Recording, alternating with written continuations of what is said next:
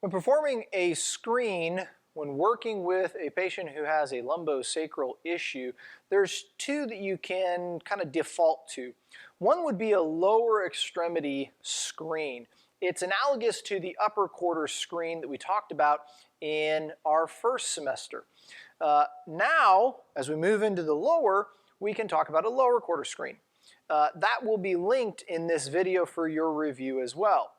The second option, though, is just to perform a quick functional screen looking at several movements that incorporate different postures or movements of the lumbosacral spine. This is not as comprehensive as a lower quarter screen, but it still gives you valuable information as you're performing your assessment. And so let's go ahead and get started. The first thing that we're going to look at is perhaps the most functional movement that our patients will be asked to do throughout a variety of daily activities, and that is the squat. So we're going to ask our patient just to take a small step forward. We're going to ask them to widen their stance to about shoulder width apart, and then we're going to ask them to squat down as if they were to sit into a chair, and then come back up. So when you're ready, and then come back up. Go ahead and do that for me 2 more times.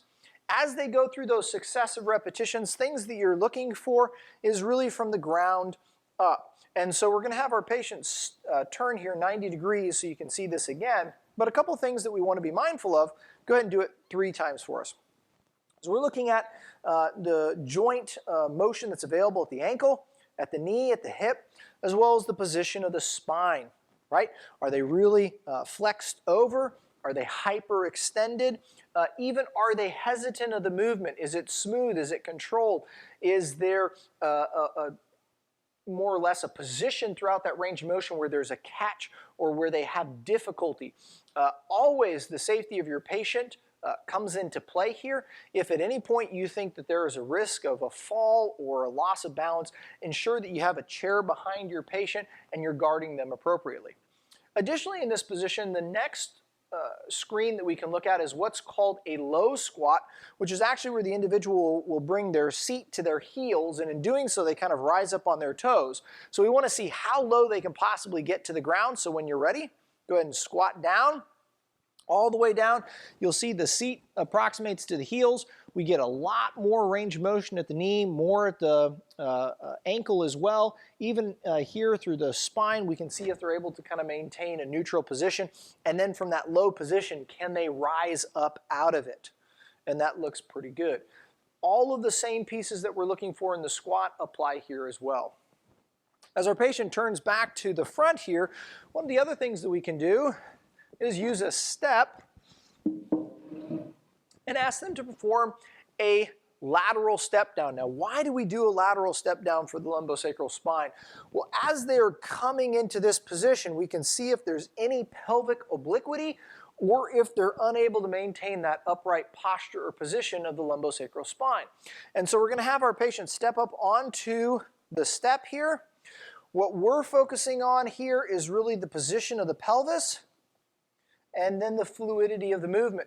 They can cross the arms here, they can go into kind of a prisoner handhold behind the head, or they can just put the hands on hips. When you're ready, we're going to have you come down, just kiss the floor, and then right back up. 2 more times for us. And relax. And so we see that there's a little bit of a wobble here, right? There's some hip abduction occurring on that left side to kind of change the base of support and also center of gravity. We see a little bit of a wobble within the knee as well, to where we see a little bit more dynamic knee valgus. These are all clues that factor into the lower quarter screen as well. We also can assess then on the opposite side. When you're ready,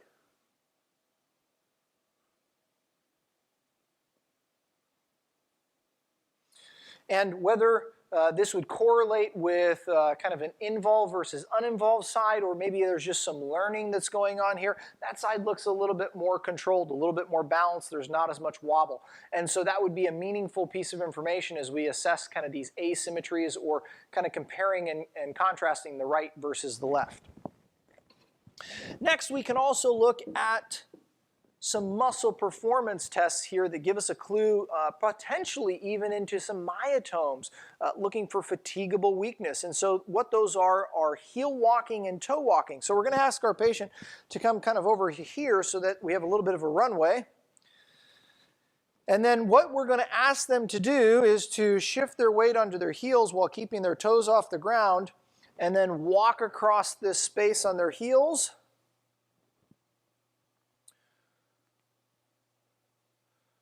Good.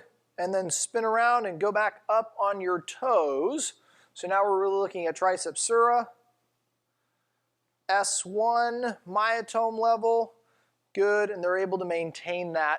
And so again, we get more information there with both our heel walking and our toe walking. The last part then of this functional screen that really comes into consideration is something known as a high step. So we're going to bring the table down just a little bit for this.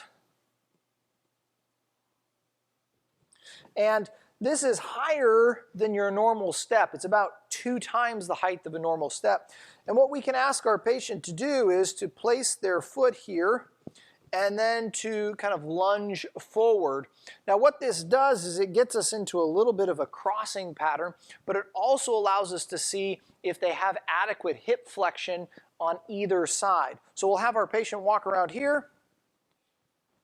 We'll look first on the right leg and lunge forward. We can see they have adequate hip flexion, more than 120 degrees. We can have them switch sides. And we see adequate there as well as a degree of hip extension on the opposing side. And so that's good to see. This again gives us information we can use to kind of corroborate when we have the individual lay down momentarily. And so again, these are just a few functional screens. Certainly there may be others that would be incorporated based upon your specific patient and the symptoms that they are presenting with in your clinic. So have a go with some of these functional screen measurements as it relates to the lumbosacral spine, and let me know if there's any questions.